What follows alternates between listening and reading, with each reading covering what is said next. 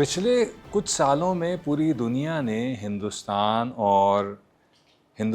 ने जो कुछ नगीने दुनिया को दिए हैं उसकी पहचान दुनिया को हुई है। योग उनमें से एक है, आयुर्वेद उनमें से एक है। आज न्यूज़ 18 पंजाब, हिमाचल, हरियाणा के पॉडकास्ट विजनरीज ऑफ पंजाब में हमारे साथ हैं आईएमसी तुलसी के फाउंडर, चेयरमैन, सीईओ, एमडी सब कुछ सत्यन भाटिया जी। सत्यन जी, मैं शुरुआत करना चाहता हूँ एक बहुत ही मुश्किल सवाल से।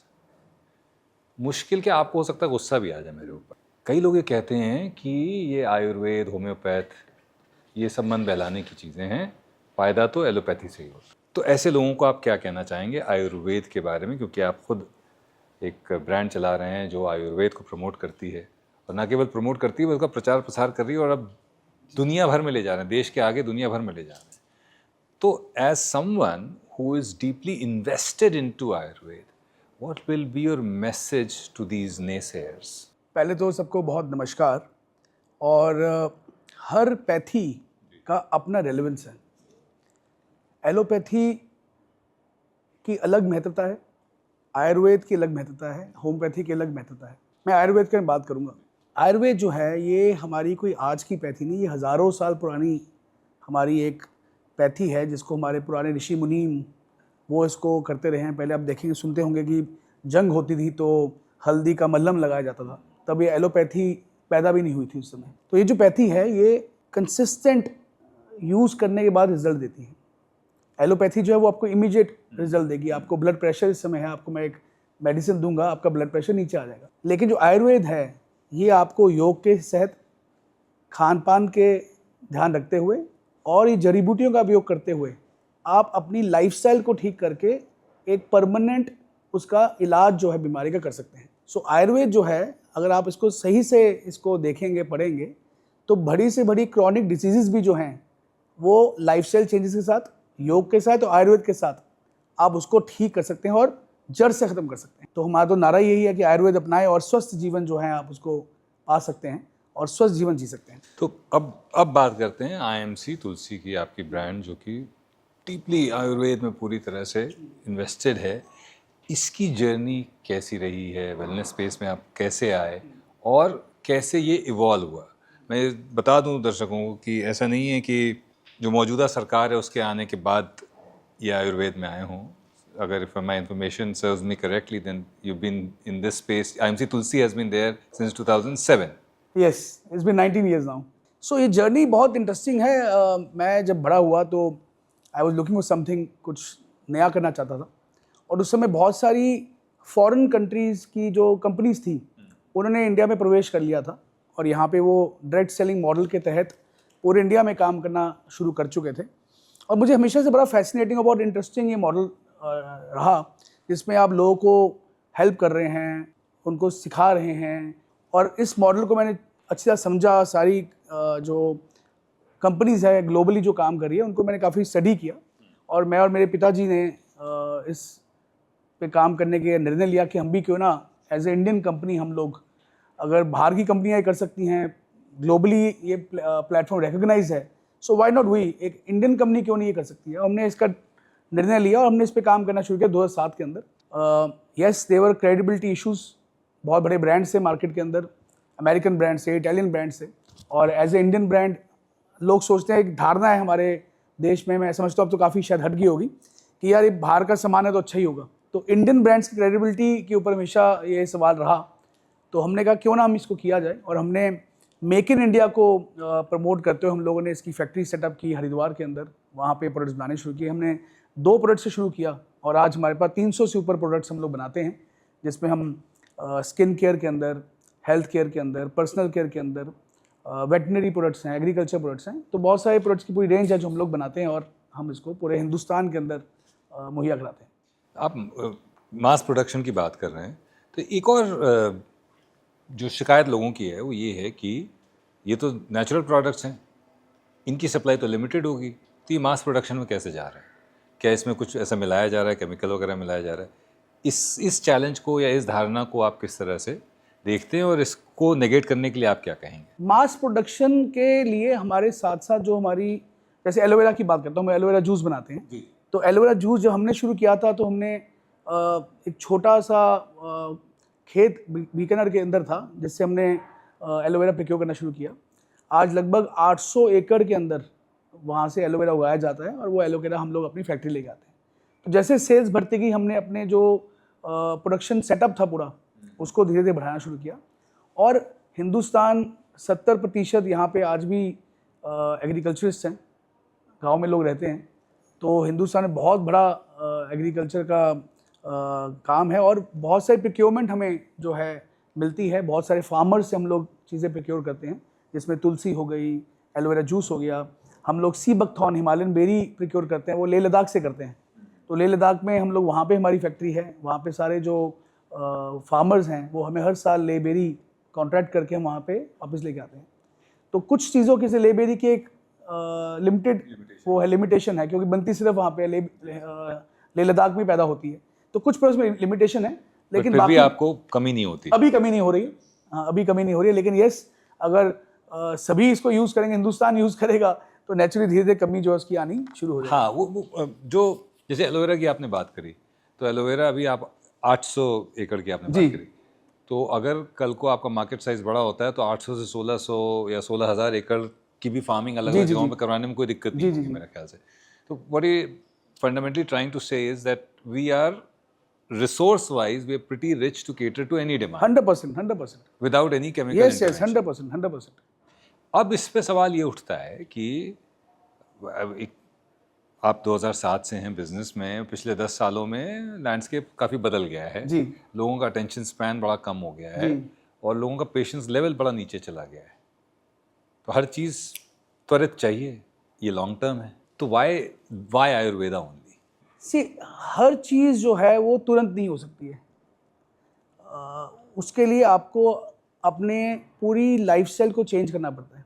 और यकीन मानिए, ऐसे बहुत से लोग हैं जो हर जगह से जब उनको राहत नहीं मिली तो उन्हें आयुर्वेद को अपनाया और वहाँ पे आकर उनको राहत मिली। और ऐसे बहुत सारे इंस्टीट्यूट्स हैं हमारे देश के अंदर जो आयुर्वेद को लेके बहुत आगे काम कर रहे हैं और हज़ारों लाखों लोग, मैं कहूँगा, आयुर्वेद के कारण ठीक हो रहे हैं।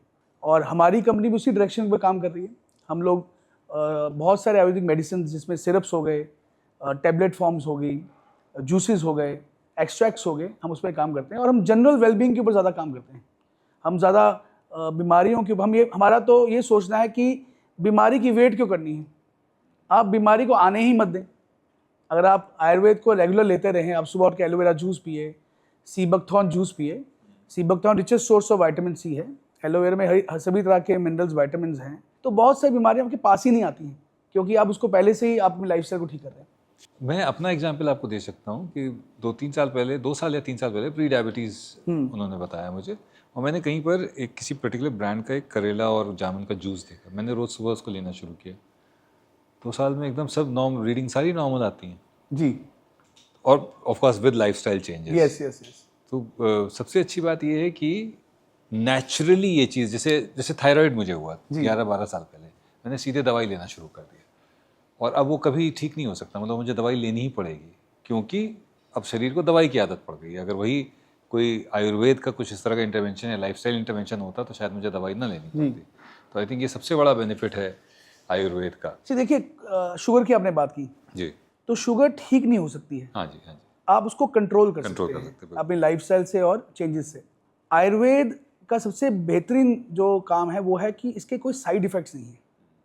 आपसे आपने बात की, मैंने करेला जामुन का मैंने जूस इस्तेमाल करना शुरू किया। हमारी कंपनी में शुगर अवे रस के नाम से जूस आता है, उसमें काफ़ी सारी और चीज़ें भी डाली गई हैं। अब जो उसको नियमित इस्तेमाल कर रहा है उसकी शुगर लेवल जो है वो काफ़ी हद तक कंट्रोल रहती है और उसका कोई साइड इफेक्ट नहीं है। हाँ। मैं ये नहीं कह रहा हूँ कि एलोपैथी का बहुत साइड इफेक्ट है, पर यस, एलोपैथ जो है वो है तो केमिकल, तो उसका कुछ ना कुछ साइड इफेक्ट बॉडी में आता सबसे है। बड़ा साइड इफेक्ट जैसे हम कहते हैं कि पेन किलर ज़्यादा खा लो तो किडनी में इफेक्ट आ जाता है, तो वो आता ही है ना, आते ही। लेकिन हमारा जो पेन अवे जूस है उसको लेने से आपकी किडनी में इफेक्ट नहीं आएगा। आप पूरी बोतल ही पी लेंगे, किडनी खराब होने वाली नहीं उसके कारण। क्रेडिबिलिटी किसी भी ब्रांड के लिए एक बड़ा इशू होता है जी, स्पेशली हमारी मार्केट में, और स्पेशली जब आप इस तरह की फील्ड में जाएं जहाँ पर एलोपैथी को ज़्यादा तवज्जो दी जाती है, आयुर्वेद के बहुत कम प्लेयर्स हैं और जो है ऑलरेडी स्टैब्लिश्ड हैं उनके साथ आप compete कर रहे हैं। तो ये क्रेडिबिलिटी बिल्ड करने के लिए क्या आपकी सोच रही, शुरू से कुछ उस तरफ काम किया गया कि हम मार्केट में जब जाएं तो हम एक क्रेडिबल और लॉन्ग टर्म प्लेयर के रूप में जाएं जिससे कस्टमर को कॉन्फिडेंस आए? जी देखिए, कोई भी कंपनी जो है वो तभी सस्टेन कर पाएगी बिजनेस अगर वो क्वालिटी पे काम करेगी। कस्टमर रिपीट तब होगा जब उसको फ़ायदा मिलने वाला है। तो हमारी जो हमेशा सोच रही है, रादर मेरे जो फादर हैं उनका काफ़ी ध्यान हमेशा प्रोडक्ट्स के ऊपर, प्रोडक्शन के ऊपर रहा है। तो हमेशा सोच रही है कि हम लोग बेस्ट क्वालिटी प्रोडक्ट्स जो हैं हम लोग दें ताकि लोगों को उसका फ़ायदा मिले। पैसा कमाना हमेशा एक बाय प्रोडक्ट रहना चाहिए किसी भी फील्ड में कोई आदमी काम कर रहा है। तो हमने हमेशा क्वालिटी के ऊपर काम किया और सिंस ये IMC जो है ये एक पूरी फैमिली है, हज़ारों लाखों लोगों की पूरे देश के अंदर। हमारे बिजनेस पार्टनर्स हैं पूरे देश के अंदर, 1 करोड़ से ऊपर हमारे साथ जो है कंज्यूमर जुड़ चुका है, लाखों लोग हैं जो हमारे साथ बिजनेस कर रहे हैं। तो ये क्रेडिबिलिटी जो है इसका मैं क्रेडिट देता हूँ अपने पूरे टीम के एसोसिएट्स को, पार्टनर्स को, जिन्होंने इस ब्रांड को सिर्फ एक इंडियन ब्रांड की जगह पे इसको एक ग्लोबल ब्रांड बना दिया। हम लोग ऑलमोस्ट हर स्टेट के अंदर काम कर रहे हैं, हर शहर के अंदर काम कर रहे हैं, बल्कि गाँव में भी काफ़ी हमारी पेनिट्रेशन है।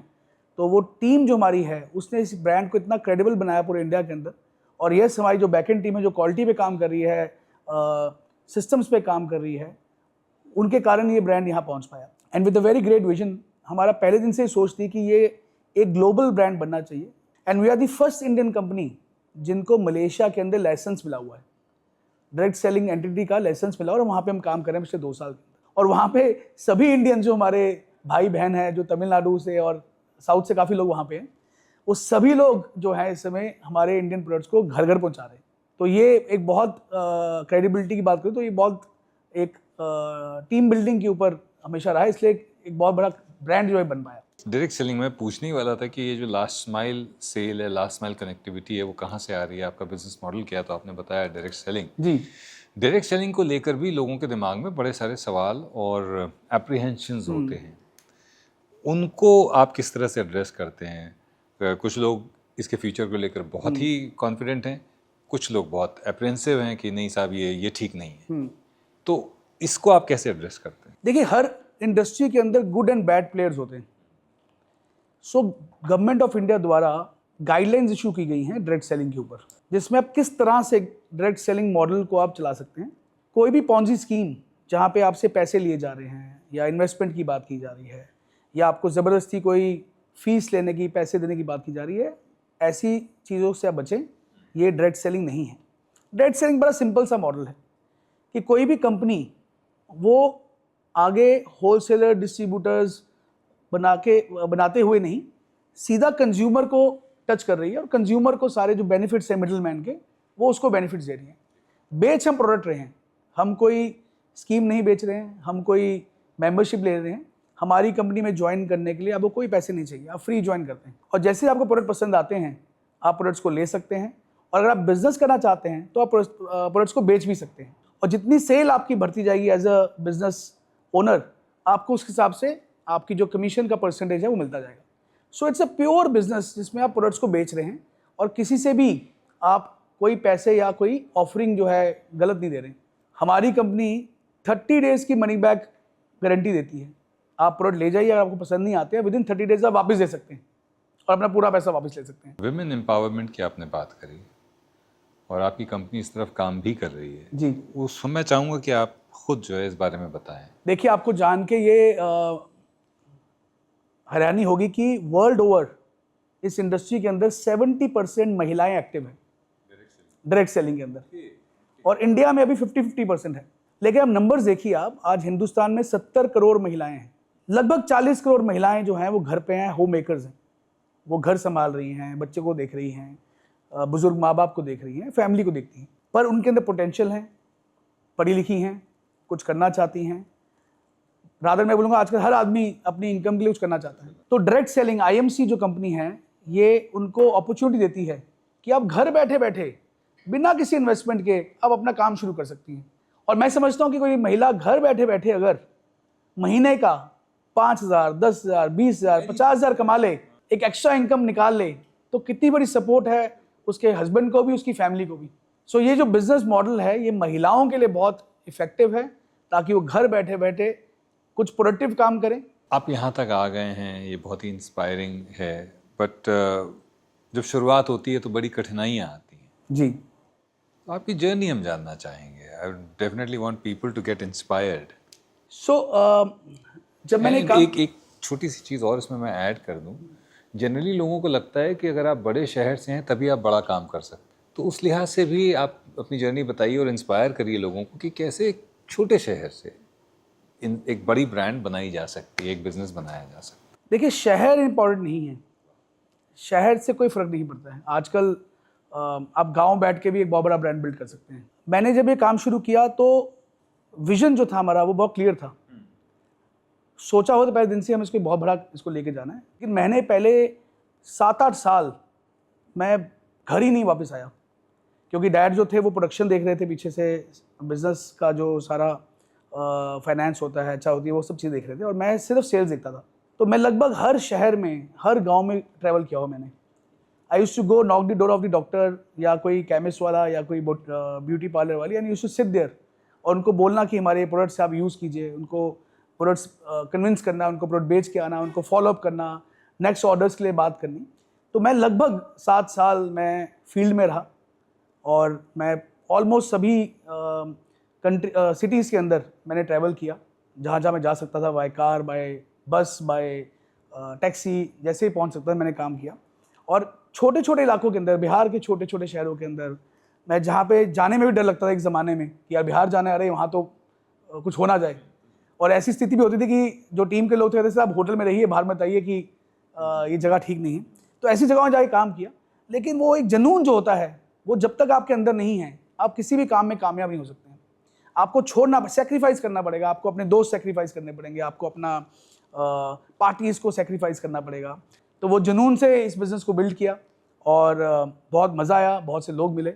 और आज अब जब मैं पीछे देखता हूँ, 19 साल पहले जब देखता हूँ तो लगता ही नहीं कि 19 साल निकल गए हैं और यहाँ पहुँच गए हैं। और अब लगता है कि और बड़ी रिस्पॉन्सिबिलिटी आ गई है, क्योंकि अब यहाँ अगर पहुँच गए हैं तो ये ब्रांड हम पूरे इंडिया में नहीं, पूरे वर्ल्ड में लेके जा सकते हैं। आपने बात करी ब्रांड को वर्ल्ड वाइड ले जाने की, ऑलरेडी उसकी शुरुआत हो चुकी है, मलेशिया भी आप ले जा चुके हैं, and the model is same, direct selling model. Yes, same model. और किन कंट्रीज़ में अभी अगले 5 सालों की अगर बात करें तो किन कंट्रीज़ में ले जाने का प्लान है? देखिए, इस साल हम लोग फिलीपींस के अंदर, थाईलैंड के अंदर और दुबई के अंदर हमारी कंपनी खुल चुकी हैं।